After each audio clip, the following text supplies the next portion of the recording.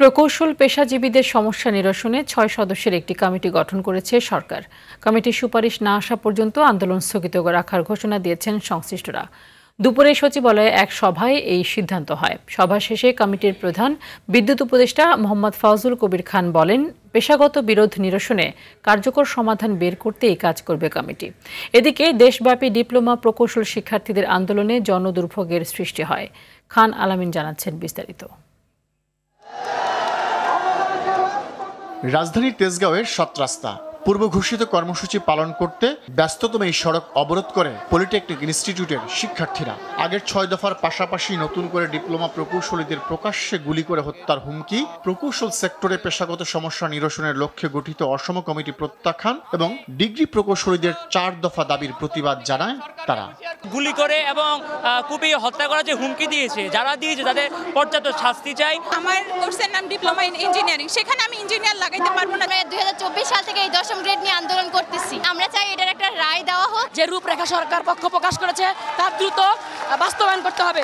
দাবি আদায়ে রাজধানীর মতো দেশের বিভিন্ন জায়গায় বিক্ষোভ কর্মসূচি ও সড়ক এবং রেলপথ অবরোধ করে পলিটেকনিক শিক্ষার্থীরা। আমাদেরকে তারা বাধ্য করেছে রাজপথে নিয়ে আসতে।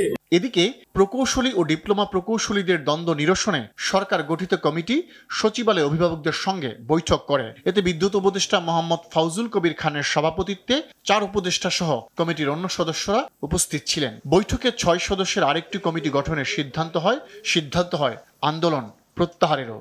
ওনারা বলছেন যে আমরা একটা 6 সদস্যের কমিটি করতে, ওনারা কাজ করবেন যাতে একটা সেতু করা যায়।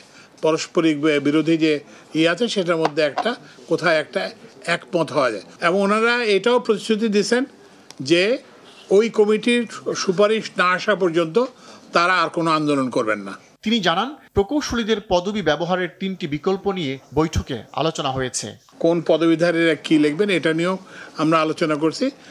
এইটার ব্যাপারে আমরা কোনো সিদ্ধান্তে আমরা উপনীত হই নাই, কিন্তু আমরা 3টা পরামর্শ পাইছি। একটা পরামর্শ হচ্ছে যে স্নাতক ডিগ্রিধারী যারা তারা ইঞ্জিনিয়ার লিখবেন এবং অন্যরা নামের আগে ডিপ্লোমা ইঞ্জিনিয়ার লিখবেন। আরেকটা প্রস্তাব হচ্ছে যে নামের আগে কেউ কিছু লিখবেন না, নামের পরে লিখবেন যে আপনি ডিগ্রি ইঞ্জিনিয়ার, ডিপ্লোমা ইঞ্জিনিয়ার কি বা এটা লিখবেন। আর হচ্ছে যে আরেকটা হচ্ছে যে তৃতীয় প্রস্তাব হচ্ছে যে কিছুই লিখবেন না। নতুন কমিটির সুপারিশের ভিত্তিতেই এ বিষয়ে চূড়ান্ত সিদ্ধান্ত নেবে সরকার, এমনটাই বলেছেন ফাউজুল কবির খান। ডিগ্রি ইঞ্জিনিয়ার এবং ডিপ্লোমা ইঞ্জিনিয়ার যাদেরকে খান আলামিন, RTV, ঢাকা। ঠিক আছে।